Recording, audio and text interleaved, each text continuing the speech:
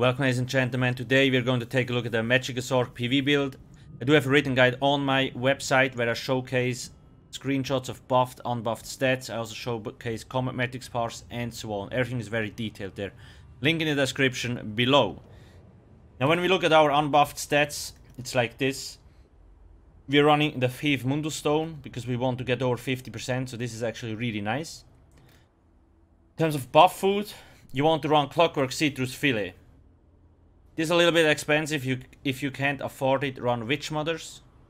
You can try to run Blue Food, but sustain is too tough, so I think Clockwork Citrus Fillet is the best option you have. Spell Power Pots, because they give Sorcery, Prophecy and Intellect major buffs. You can keep them up 100%. Really strong. Race. So Dark Elf or High Elf. Dark Elf has about 1000 to 1500 more DPS than a High Elf, because Dark Elves have more fire damage. So Fury Rage, Blockade of Fire and the Fire Light attacks from the destruction stuff will result already in more deeps. I'm a High Elf anyway because it still gives Flame Frost shock damage, 10% max Magicka and 9% Magicka recovery. DPS difference is very small, like I said. Gear. So this here is a pure single target setup. Siroria. You want the perfect version if you can get it, otherwise run the imperfect one. Zaan and Spell Strategist. Now if you want more cleave damage, more AoE damage, then run Mother's Sorrow. Mother's Sorrow instead of Spell Strategist. Because this here has a lot more cleave and a lot more AoE damage. You can also just only front bar this. 5 light, 1 medium, 1 heavy, all divine with magic enchants, because a 5-1-1 setup will give you 6% more overall resources, which is nice. For me, 2 arcane, 1 bloodthirsty with all spell damage gave the best results. If you want to like get an execute over fast, then free bloodthirsty will be better. Now we only front bar Spell Strategist. Infused Flame Enchant. Back bar we have a Maelstrom Inferno stuff. Infused Absorb Magic Enchant. So you see. Now the cool thing is, even if we're on the back bar, we will still almost get the 100% uptime on Spell Strategist, 500 spell damage. That's the cool thing. Keep in mind, it's only single target. This is a new set, it drops from Rewards of the Worthy, or you can also buy it in the guild stores.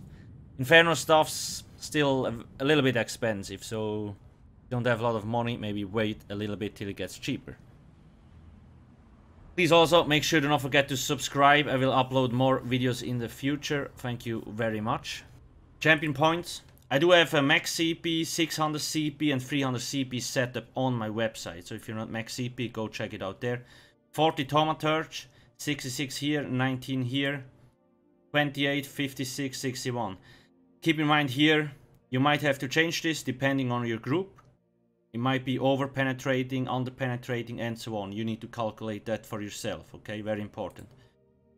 47, 57, 75, 49, 42, 49, 49, 48, 43, 81. I do have red champion points for trials. So how to like maximize the damage mitigation, because each trial requires different red CP. It's an article, you can find it in the trial section. Or my site as well. That's the CP. Now, a few important passives to mention. Alchemy, medicinal use. You need this, okay? When using potions, resulting effects last 30% longer. That's how you can get the 100% uptime on potions here. You need this. Level this up, very important. All the passives, they're also on my site, if you wonder what you need. Other than that, like I said, Undaunted stuff, Suchik. Spell Orb is especially important because it also deals a little bit of damage. Now, if you also want, you can use Concentrated and Deliberation. Mostly the Concentrated Barrier, because when you block, it gives you a little bit of shield. Very important.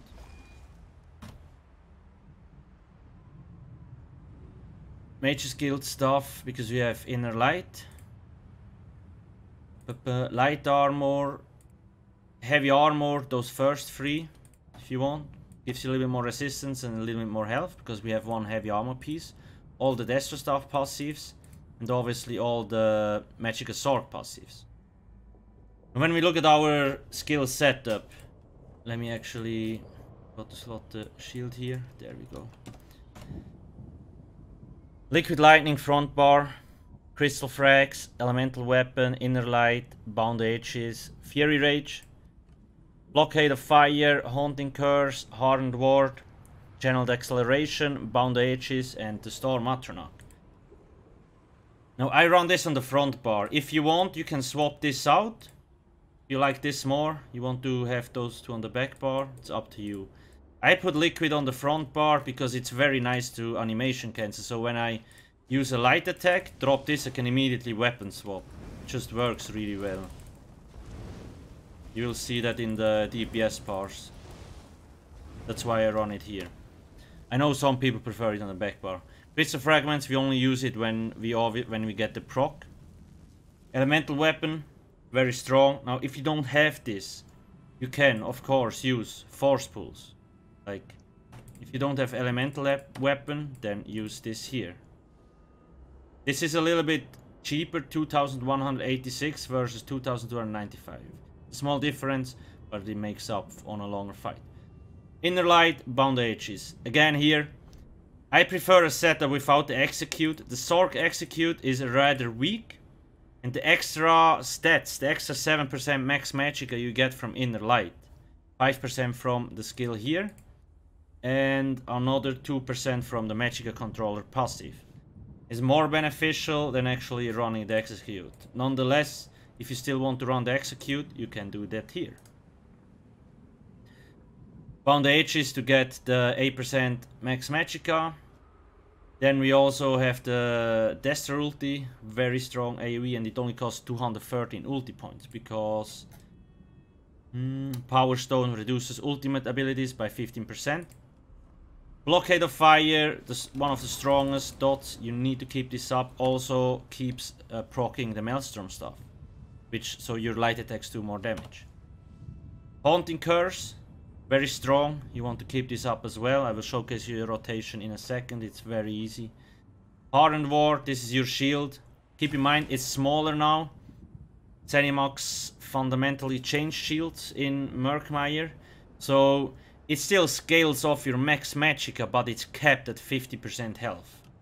Now, it's still 7.6k, and obviously if you have the Suchik shield, we get the 14k shield. So it's not too big of a deal, okay? 12k, okay. It was with the CP shield, whatever. So it's still really good, but it doesn't mitigate that much damage anymore. Channeled Acceleration. If you don't have Suchik, you can always use Rearming Trap instead of Channeled Acceleration.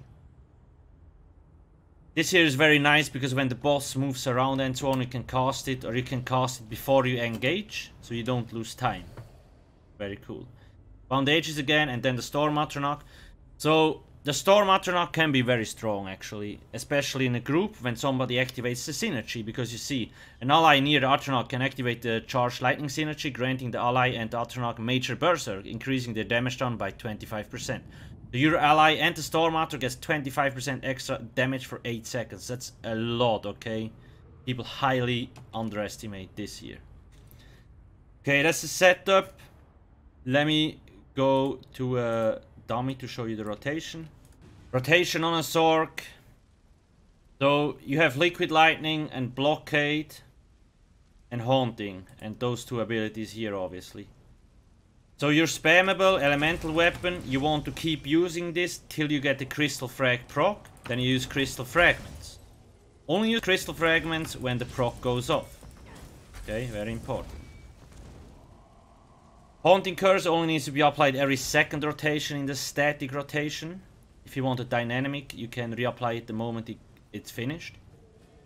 And Liquid Lightning and Blockade is just in the rotation like always. So when I do this fast, how it looks, basically, you drop Liquid, Weapon Swap, Blockade, Haunting, Weapon Swap. You spam Elemental Weapon till you get the Crystal Frag proc, then you use the proc. Another one, dot is about to run out, you Weapon Swap. Use the Crystal Frag proc. Another one, keep using those procs. Then drop Blockade again, and now Haunting every second rotation. You need to get used to weapon swapping, but other than that it's fairly easy. Now, like I said, some people prefer to put this on the back bar and Haunting on the front. What I do in a dynamic rotation, when I obviously use this, whatever, just let me this. Like the moment curse goes off, I weapon swap, reapply it, weapon swap. Okay, that's the only difference. You have to keep up channeled acceleration. It has a very, like it's 36 seconds, so it's very easy to keep up. Now I'm gonna use the dynamic rotation where I reapply Haunting Curse immediately. So let's go check it out.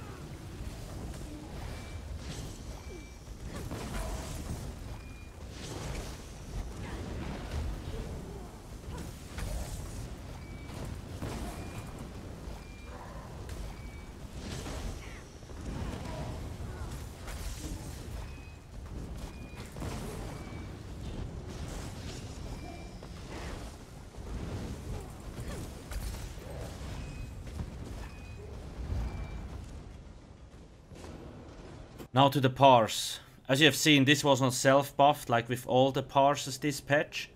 I had a healer which gave me things like Elemental Drain, Bubble, Combat Prayer, Blockade to proc off balance, and Vulnerability and all that stuff. You can see the things here basically. Now the first thing, Spell Strategist. So it had a 90% uptime. That's super freaking high, okay? That's the first thing you need to. You need to note that like it stays active on the back bar. If it procs front bar, you go to the back bar, it will stay there. Very important. Ziroria, 81% of the time. Now, obviously, in a raid, this might be hard to get because the circle will reposition itself if you move, or like if you lose the buff, you have to start from 0 again. Other than that, let me quickly check. In terms of regen, you see base regeneration, it's pretty high because of the clockwork. And I'm a high elf. Minor Magicka Steel, 260, so that's the Elemental Drain. Absorb Magicka, that's the enchant. You see, that's a lot, so you really want this enchant.